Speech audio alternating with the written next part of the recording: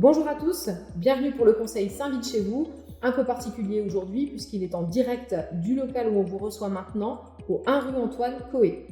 Retour donc sur le conseil du 8 septembre. Le point majeur, c'était évidemment la mise en stand-by de l'entente avec Obi, s'agissant de la piscine. Vous le savez, le 15 juillet, la piscine d'Obi a subi d'importants dégâts suite à un problème technique et une inondation du sous-sol complet. Très vite, on a su que l'arrêt serait très long, donc c'est ce qui a été confirmé plus ou moins ce soir, entre 6 mois et 1 an d'arrêt de cette piscine. Quand on a demandé les bilans, donc on s'attendait évidemment à savoir quelle allait être l'organisation de la rentrée. Eh bien écoutez, force est de constater qu'aujourd'hui nous sommes repartis sans solution pour nos enfants, alors que la rentrée scolaire a déjà eu lieu, sans solution pour nos associations et encore moins pour les Oisirois qui souhaiteraient se rendre à la piscine. En revanche, M. Desmond a su quand même nous placer que la mise en stand-by de l'entente allait générer de l'économie. Eh bien, nous pensons qu'il était plus intéressant d'essayer de trouver des solutions rapides pour nos enfants plutôt que de penser en termes de coûts. Nous avons aussi lourdement insisté pour questionner M. Desmond sur les motifs qui ont fait fermer notre piscine le 1er septembre 2022. Et là, à notre grande surprise, il a été incapable de répondre. Il a été pris de court puisque forcément, il a avancé divers arguments qui ne tiennent plus la route aujourd'hui. On se rend bien compte donc que c'était un choix politique délibéré, pour revenir sur le mot économie qui a été utilisé ce soir, c'était un choix politique à visée économique. C'était déjà donc la double peine pour nous, et aujourd'hui la triple peine, c'est la mise en arrêt de la piscine d'Obi.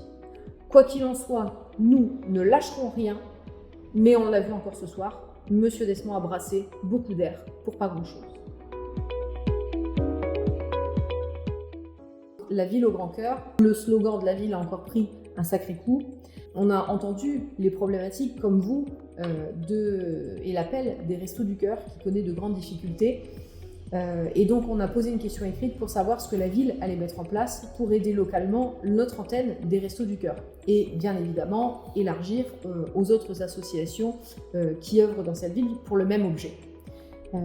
Monsieur Desmond a passé du temps à nous expliquer qu'il leur fallait un local plus grand, et d'ailleurs, à notre grand étonnement et au summum de l'hypocrisie, il a quand même repris l'idée qu'il serait envisageable de repositionner les Restos du Cœur dans l'ancienne école du Clos qui vient d'être rénovée, là où, souvenez-vous, en 2021, nous voulions en faire le bâtiment des solidarités. C'était quand même formidable. Bref. Nous n'avons pas eu d'autre réponse que celle-ci, alors que notre demande, c'était de savoir est-ce qu'on allait pouvoir avoir des bras pour les associations, est-ce qu'on n'allait pas manquer de denrées dans le futur pour pouvoir porter assistance, et est-ce qu'on allait pouvoir aider financièrement ou pas un peu plus nos associations. Nous n'avons pas eu de réponse. La seule réponse qui a été faite n'est pas digne de la ville au grand cœur. Nous avons demandé il y a déjà quelques mois de ça que les camionnettes dont nous sommes à l'origine, rappelez-vous, soient mises à disposition gratuitement pour le déplacement de nos jeunes. Il est quand même reconnu dans le Douaisis que nos équipes de jeunes obtiennent de très bons résultats, ce qui les fait aussi se déplacer beaucoup plus loin géographiquement et comme chaque parent le sait, ça entraîne des frais. Et donc nous avions proposé cette solution qui était un moindre coût pour la municipalité, mais une vraie aide, un vrai coup de pouce pour nos jeunes, pour le milieu associatif et pour le développement de notre ville aussi. Puisque partir jouer sur l'extérieur, c'est aussi faire rayonner la ville de Oisy sur l'extérieur. Eh bien écoutez, la réponse qui nous a été faite encore une fois, c'est de dire on y travaille, on va reprogrammer une réunion. Il arrive un moment où quand on est à la tête d'une ville, il faut savoir prendre des décisions.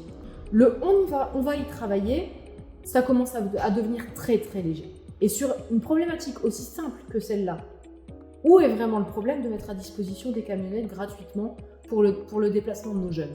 On se pose la question et j'imagine que vous aussi.